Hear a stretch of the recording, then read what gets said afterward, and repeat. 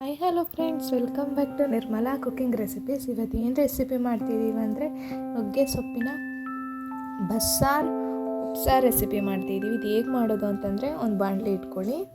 ನಾನಿಲ್ಲಿ ಅಲಸಂದೆ ಕಾಳನ್ನ ಹಾಕ್ಕೊಂಡಿದ್ದೀನಿ. ನಿಮ್ಗೆ ಯಾವ ಕಾಳು ಇಷ್ಟ ಆ ಕಾಳನ್ನು ಕೂಡ ಹಾಕೋಬೋದು. ಇದನ್ನು ಚೆನ್ನಾಗಿ ಫ್ರೈ ಮಾಡ್ಕೊಳ್ಳಿ. ಇದು ಗೋಲ್ಡನ್ ಬ್ರೌನ್ ಬರಬೇಕು. ಚೆನ್ನಾಗಿ ಫ್ರೈ ಮಾಡ್ಕೊಂಡಾದ್ಮೇಲೆ ಇಲ್ಲಿ ನೋಡಿ, ಕಾಳನ್ನ ವಾಶ್ ಮಾಡಿ ಇಟ್ಕೊಂಡು ಒಂದು ಹಿಡಿಯಷ್ಟು ಉಪ್ಪು ಹಾಕಿ ವಿಜಿಲ್ ಹೊಡಿಸ್ಕೊಳ್ಳಿ. ಆಮೇಲೆ ನಾವು ಉಪ್ಸಾರು ಖಾರನ ರೆಡಿ ಮಾಡ್ಕೊತಿದ್ದೀವಿ. ಫಸ್ಟಿಗೆ ಎಣ್ಣೆ ಹಾಕಿ ಹಸಿಮೆಣ್ಸಿಕಾಯಿ ಹಾಕ್ತಿದ್ದೀನಿ. ಇದು ಕೂಡ ಚೆನ್ನಾಗಿ ಫ್ರೈ ಮಾಡಿ ಹಸಿ ವಾಸನೆ ಹೋಗಬೇಕು. ಎಷ್ಟು ಚೆನ್ನಾಗಿ ಫ್ರೈ ಮಾಡ್ತೀರಾ ಅಷ್ಟು ಚೆನ್ನಾಗಿ ಉಪ್ಸಾರು ಖಾರ ಇರುತ್ತೆ. ಎಷ್ಟು ಚೆನ್ನಾಗಿ ಫ್ರೈ ಮಾಡ್ತೀರಾ ಅಷ್ಟು ಚೆನ್ನಾಗಿ ಉಪ್ಸಾರು ಖಾರ ರೆಡಿ ಆಗುತ್ತೆ. ಚೆನ್ನಾಗಿ ಫ್ರೈ ಮಾಡಿ ಹಸಿ ವಾಸನೆ ಎಲ್ಲ ಹೋಗಬೇಕು. ನೋಡಿ, ಆಗಲೇ ಕಾಳನ್ನ ವಾಶ್ ಮಾಡಿ ಇಟ್ಕೊಂಡಿರೋದು ವಿಜಿಲ್ ಬತ್ತು. ಹಾಗೆ ಸೊಪ್ಪನ್ನು ಕೂಡ ವಾಶ್ ಮಾಡಿ ಇಟ್ಕೊಂಡಿದ್ದೀನಿ.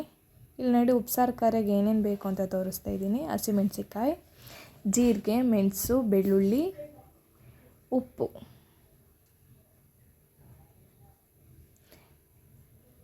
ಆಮೇಲೆ ಕೊತ್ತಂಬರಿ ಸೊಪ್ಪು ಹಾಕೋತಿದ್ದೀನಿ.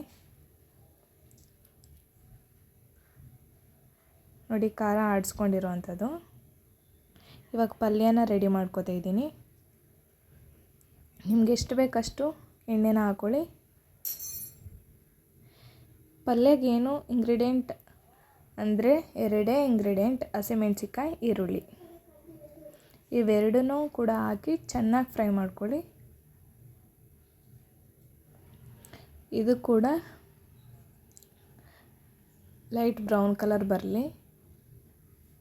ಚೆನ್ನಾಗಿ ಫ್ರೈ ಮಾಡಿದಷ್ಟು ಹಸಿ ವಾಸನೆ ಹೋಗುತ್ತೆ.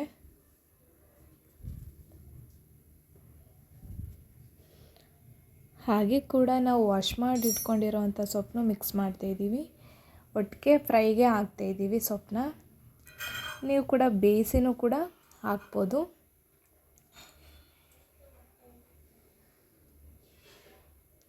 ನಾವಿಲ್ಲಿ ಬೇಗ ಆಗಲಿ ಅನ್ನೋದಕ್ಕೋಸ್ಕರ ಒಟ್ಟಿಗೆ ಫ್ರೈಗೆ ಹಾಕ್ತಾಯಿದ್ದೀನಿ ಸೊಪ್ಪು.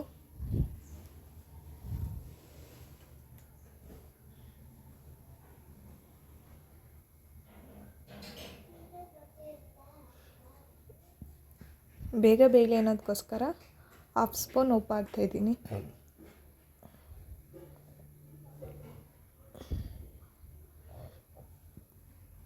ಚೆನ್ನಾಗಿ ಫ್ರೈ ಮಾಡ್ಕೊಳ್ಳಿ. ಸೊಪ್ಪು ಚೆನ್ನಾಗಿ ಬೆಂದಿರಬೇಕು. ನಮಗಿನ್ನೂ ಸ್ವಲ್ಪ ಖಾರ ಬೇಕು ಅನ್ನೋದಕ್ಕೋಸ್ಕರ 1 ಸ್ಪೂನ್ ಉಪ್ಸಾರು ಖಾರ ಹಾಕೋತಿದ್ದೀನಿ. ನಿಮಗೇನು ಖಾರ ಅಷ್ಟು ಅವಶ್ಯಕತೆ ಇಲ್ಲ ಅಂತಂದರೆ ಒಟ್ಟಿಗೆ ಹಸಿಮೆಣ್ಸಿಕಾಯಿನೇ ಸಾಕು. ಇಲ್ಲಿ ಕಾಳು ಬೇಯಿಸಿಟ್ಕೊಂಡಿರೋ ಅಂಥದ್ದು ಎರಡನ್ನೂ ಕೂಡ ಸಪ್ರೇಟ್ ಮಾಡ್ಕೊಂಡಿದ್ದೀವಿ. ಕಾಳೇ ಬೇರೆ, ನೀರೇ ಬೇರೆ, ಎರಡನ್ನೂ ಕೂಡ ಸಪ್ರೇಟ್ ಮಾಡಿಕೊಂಡು ಸೊಪ್ಪು ಜೊತೆಗೆ ಕಾಳು ಹಾಕಿ ಮಿಕ್ಸ್ ಮಾಡ್ಕೊತಾಯಿದ್ದೀನಿ. ಚೆನ್ನಾಗಿ ಮಿಕ್ಸ್ ಮಾಡಿ.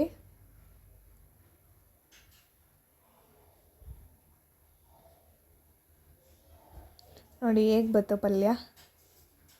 ಚೆನ್ನಾಗಿ ಮಿಕ್ಸ್ ಮಾಡ್ಕೋಬೇಕು. ಹಾಗೆ ಕೂಡ ನಾವಿಲ್ಲಿ ಸಾಂಬಾರಿಗೂ ರೆಡಿ ಮಾಡ್ಕೊತಿದ್ದೀವಿ. ಒಂದು ಪಾತ್ರೆ ಇಟ್ಕೊಳ್ಳಿ, ಎಣ್ಣೆ ಹಾಕ್ಕೊಳ್ಳಿ. ನೋಡಿ, ನಾವು ಈ ಕ್ವಾಂಟಿಟಿಲಿ ಆಯಿಲ್ ಹಾಕ್ಕೊಂಡಿದ್ದೀವಿ. ನಿಮ್ಗೆ ಎಷ್ಟು ಬೇಕು ಅಷ್ಟು ಹಾಕೋಬೋದು. ಫಸ್ಟಿಗೆ ನಾವು ಈರುಳ್ಳಿ ಹಾಕ್ಕೊಂಡಿದ್ದೀವಿ. ಆಮೇಲೆ ಒಂದು ಹಿಡಿಯಷ್ಟು ಬೆಳ್ಳುಳ್ಳಿ ಹಾಕೋತಿದ್ದೀನಿ. ಇದನ್ನು ಕೂಡ ಚೆನ್ನಾಗಿ ಫ್ರೈ ಮಾಡ್ಕೊಳ್ಳಿ. ಇದು ಕೂಡ ಹಸಿ ವಾಸನೆ ಹೋಗಬೇಕು.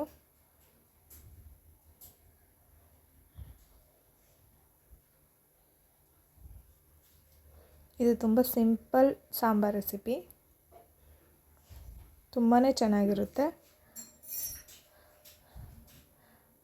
ಹಾಗೆ ನಾವು 1 ಸ್ಪೂನ್ ಉಪ್ಸಾರು ಖಾರ ಹಾಕೋತಾಯಿದ್ದೀವಿ. ನಮಗಿನ್ನೂ ಖಾರ ಬೇಕು ಅನ್ನೋದಕ್ಕೋಸ್ಕರ ಹಾಕೋತಾಯಿದ್ದೀವಿ. ಇಲ್ಲಿ ಕಾಳು ಬೇಯಿಸಿಟ್ಟಿರೋವಂಥ ಕಾಳು ನೀರು ಕೂಡ ಮಿಕ್ಸ್ ಮಾಡ್ಕೊತಾಯಿದ್ದೀವಿ. ನಿಮಗಿನ್ನೂ ಸಾಂಬಾರು ಬೇಕು ಅಂತಂದರೆ ಇನ್ನೊಂದು ಕಪ್ ವಾಟರ್ ಮಿಕ್ಸ್ ಮಾಡಿಕೊಂಡು ಹಾಕೋಬೋದು. 1 ಸ್ಪೂನ್ ಉಪ್ಪು ಹಾಕೋತಾಯಿದ್ದೀವಿ.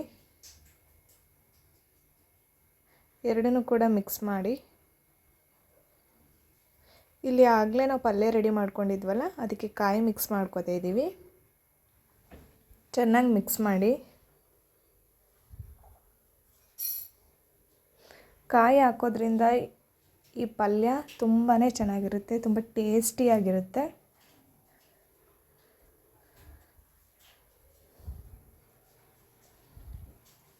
ನೋಡಿ ನೀವೇ ಎಷ್ಟು ಚೆನ್ನಾಗಿ ಬಂದಿದೆ ಅಂತ.